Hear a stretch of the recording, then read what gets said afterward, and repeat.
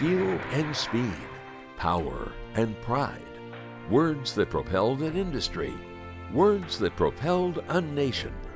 Steel wheels rolling over steel rails to every corner of America. Classic locomotives producing the power of 6,000 horses.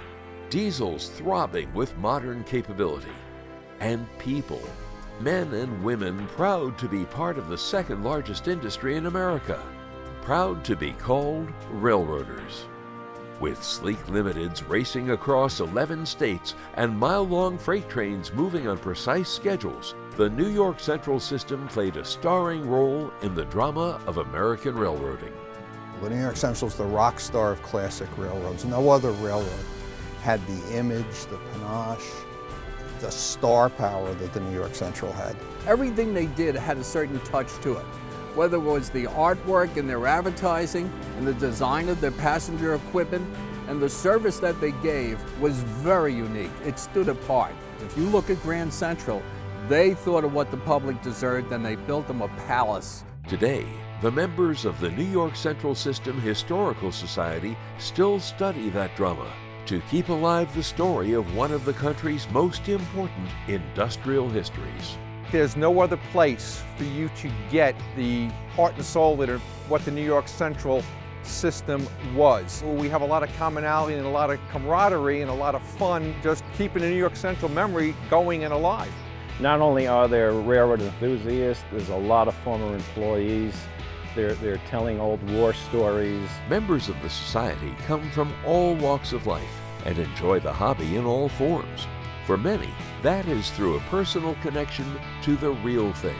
My father, he used to work for New York Central. I'm a former Penn Central employee and Conrail employee. My mom would also ride the New York Central from Cleveland up to Schenectady to visit her family when she was a child. First job I had, railroad job, was in Grand Central. There's a lot of women that have taken part. There were even women engineers. Others relive it on a smaller scale. We're a model railroad-oriented society. We are trying to lobby the manufacturers through the ability to use the information available in this archive, or just to be able to tap our minds and produce more New York Central oriented models. The Society's headquarters is centrally located on the New York Central system in the suburbs of Cleveland, Ohio. There, volunteers maintain one of the most extensive collections of railroad documents dedicated to one single railroad in the United States. Dozens of archive cabinets house tens of thousands of photos, maps, books, and first-hand documentation on the Central.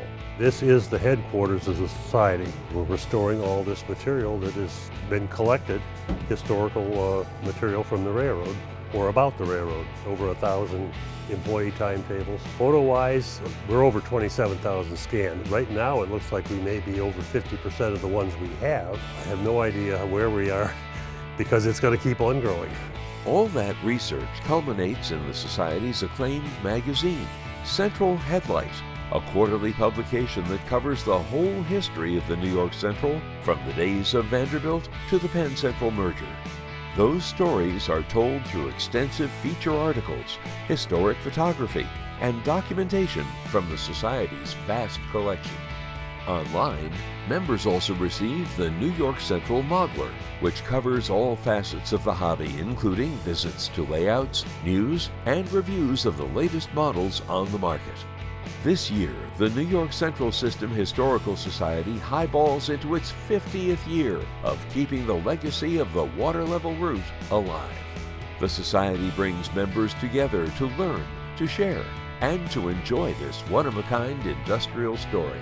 History is passed on from older people to younger people, and reliving their lives, you, in a sense, go back into the past. It's an organization that touches all age groups, reaching forward to continue to tell the story and to continue to keep the Central alive. If you're interested in New York Central or any of its subsidiaries, that definitely become a member, no matter what age group you're in. Being a member of this organization really makes you feel that you're studying something that people worked for every day, thousands of them. Passenger engines, passenger trains, freight stations, towns like the one we're in now, were all built because of the railroads. One thing nice I like about the New York Central, since it's a New York to Chicago, New York to St. Louis, Detroit kind of railroad, it seems like it's home, whether I'm in Chicago or in Yonkers or Grand Central. We welcome your mind and your stories. We welcome your interest into the society. Regardless of what piece of the Central is dear to you, you can connect with it with us. Come join us.